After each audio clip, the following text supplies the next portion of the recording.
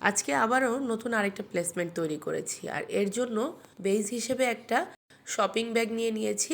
এটাকে আমি কাগজে মাপ করে রাউন্ড শেপ করে কেটে নিয়েছি। তারপরে ম্যাক্রেমগুলোকে হট গ্লুগান দিয়ে এভাবে রাউন্ড করে এর উপরে পেঁচিয়ে বসিয়ে নিচ্ছি। এভাবে সম্পূর্ণটা পেঁচানো হয়ে গেলে একদম লাস্টের যে লাইনটা সেটা আমি গ্লুগান দিয়ে অ্যাটাচ না করে রেখে দিব। এর কারণ হলো এটার চারপাশে আমি ম্যাক্রেম দিয়ে এভাবে ডিজাইন করে নিব।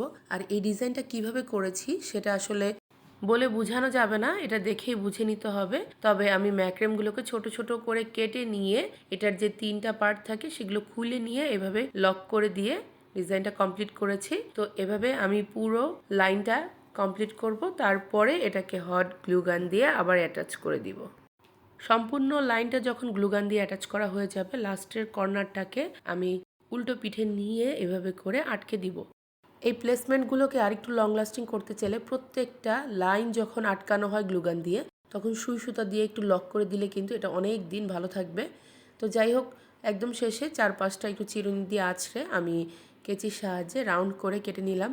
তো ব্যাস, আমাদের দারুণ এই সুন্দর প্লেসমেন্টটা তৈরি হয়ে গেছে। কেমন লাগলো জানাতে ভুলবেন না। সবাই ভালো থাকবেন। আল্লাহ হাফেজ।